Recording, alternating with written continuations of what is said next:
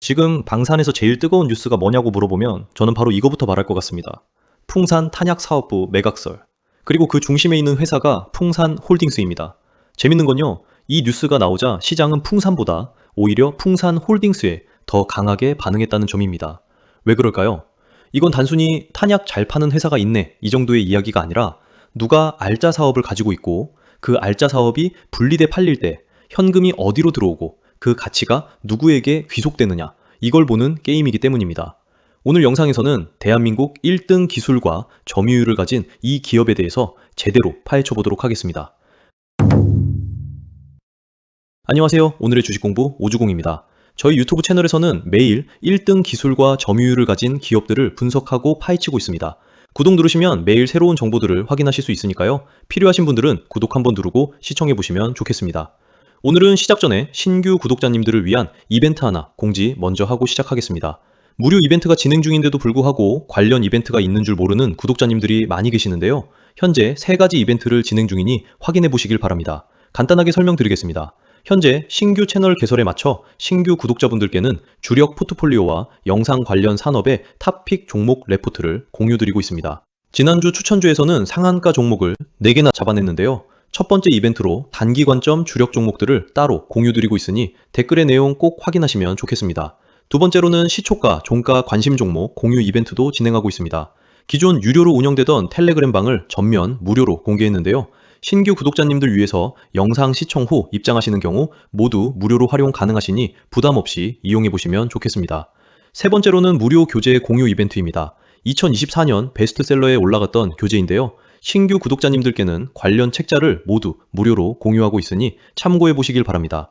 기본 이론부터 매매 전략까지 상세하게 담아둔 교재로 초보 투자자분들께 크게 도움이 될 교재니까요. 필요하시면 부담 없이 이용해 보시길 바랍니다. 그러면 오늘의 1등 기업 풍산홀딩스 파헤쳐 보도록 하겠습니다. 풍산은 많은 분들이 그냥 방산주로만 생각하는데 사실 구조를 보면 조금 다릅니다. 이 회사는 크게 신동사업, 그러니까 구리와 동합금 가공사업, 그리고 방산사업, 즉 탄약사업을 같이 하는 회사입니다. 풍산이 공개한 2025년 별도 기준 실적을 보면 전체 매출 3조 8,491억 원 가운데 신동 부문이 약 69%, 방산 부문이 약 31%를 차지했습니다. 그런데 여기서 중요한 포인트가 하나 있습니다. 겉으로 보이는 매출 덩치는 신동 사업이 더 커 보이는데 시장에서는 돈을 실제로 벌어다주는 핵심은 방산 쪽이라고 봅니다.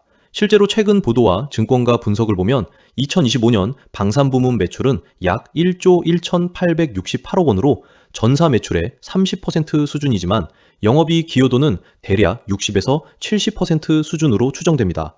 이게 무슨 뜻이냐면 풍산이라는 회사에 내실을 받쳐주는 건 결국 탄약사업이라는 이야기입니다. 그럼 탄약사업부는 정확히 뭘 하느냐? 풍산 공식 자료를 보면 이 회사는 5.56mm 소구경 탄약부터 155mm 곡사포탄까지 군이 사용하는 주요 탄약을 개발하고 공급하고 있습니다.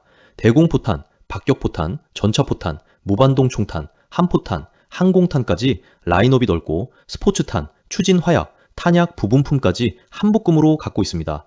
공식적으로 탄약 소재와 부품 조달은 물론 화약 충진과 조립까지 이어지는 일관 생산체제, 즉 수직 계열화된 생산체계를 갖췄다고 설명합니다. 또한 추진 화약 기초 원료에서 완성탄까지 탄약 생산 전 과정이 단일 공장 안에 수직 계열화되어 있다고 밝히고 있습니다.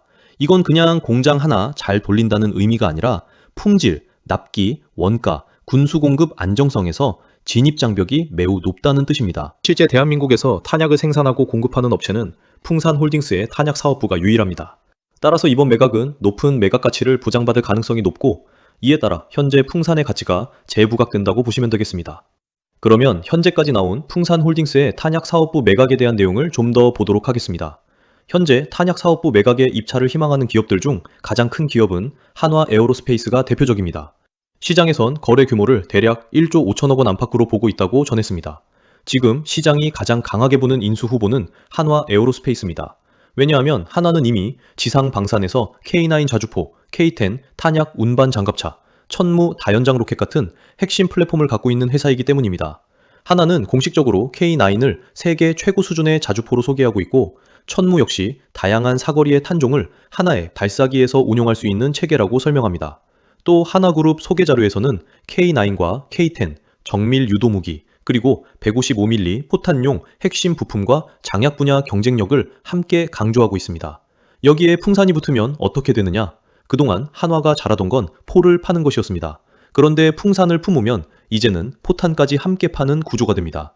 쉽게 말해서 고객 입장에서는 자주포는 여기, 포탄은 저기, 보급은 또 다른 곳, 이렇게 따로 계약할 필요 없이 자주포, 포탄, 탄약 보급, 유지 보수까지 한 번에 묶은 패키지 제안을 받을 수 있게 되는 겁니다.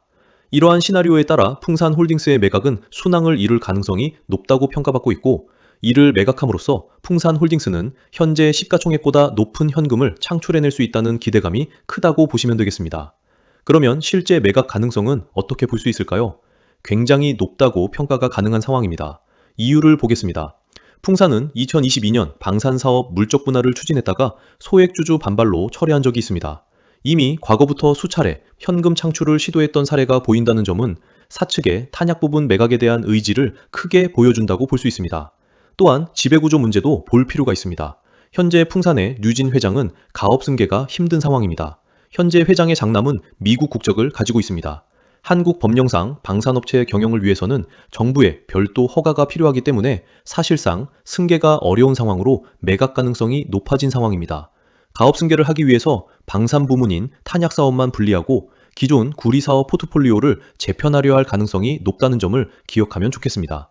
물론 이번에도 만약 인적 분할이나 사업 분할을 거쳐 매각하는 구조가 된다면 주주총회 특별 결의와 정부 승인 같은 절차가 핵심 변수가 될 수 있다는 보도가 있기도 합니다.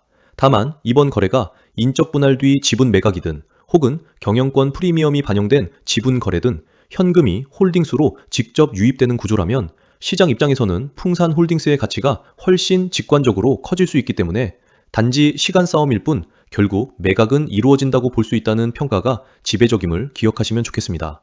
그럼 매각 시 벌어질 시나리오를 나눠서 보겠습니다. 첫 번째, 한화 편입이 실제로 성사되는 경우입니다. 이 경우 한화는 포, 탄, 보급, 유지 보수까지 연결되는 지상 방산 수직 계열화를 크게 강화하게 됩니다. K9과 천무 수출 경쟁력이 올라갈 수 있고 고객에게 훨씬 매력적인 패키지 제안이 가능해집니다. 풍산홀딩스 입장에서는 대규모 현금 유입, 특별 배당 기대, 지주사 할인 완화, 신사업 재배치 기대가 붙을 수 있습니다. 그래서 이 시나리오에서 가장 강하게 수혜 논리가 붙는 쪽은 지금까지인 풍산보다 풍산홀딩스에 가깝습니다. 두 번째, 딜은 추진되지만 시간이 길어지는 경우입니다. 이 경우 주가 변동성은 굉장히 커질 수 있습니다. 왜냐하면 지금도 가장 헷갈리는 게 1조 5천억 원의 정확한 의미, 거래구조, 주주총회 문턱, 정부 승인 변수이기 때문입니다. 확정 공시 없이 기대감만 먼저 오른 종목은 뉴스 한 줄에도 흔들릴 수 있습니다. 그래서 풍산홀딩스를 보더라도 이건 실적주 투자라기보다 당분간은 이벤트 드리븐, 즉 이벤트 중심 매매 성격이 강하다는 점을 봐야 합니다. 세 번째, 딜이 무산되거나 조건이 시장 기대보다 약한 경우입니다. 이 경우는 반대로 풍산홀딩스에 붙었던 프리미엄이 빠질 수 있습니다. 특히 만약 1조 5천억 원이 시장이 기대한 것처럼 홀딩스 지분 가치가 아니라 사업 전체 기준으로 해석된다면 지금 붙은 기대치가 조정받을 가능성도 있습니다. 또 22년도처럼 주주 반발이 다시 커질 수도 있습니다. 그래서 이 종목은 분명히 재밌지만 확정 공시 전 과열 구간에서는 리스크 관리가 필요하다는 점은 인지할 필요가 있겠습니다.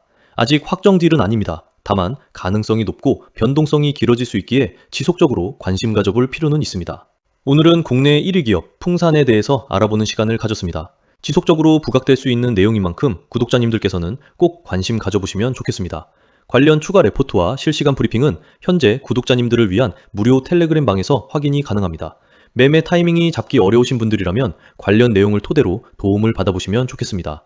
오늘 영상이 도움이 되셨다면 구독 한번 눌러주시고요. 구독을 누르셨다면 영상 시작부에서 소개한 구독자 신규 이벤트도 놓치지 않으시면 좋겠습니다. 여기까지 오주공, 오늘의 주식공부였습니다. 시청해주셔서 감사합니다.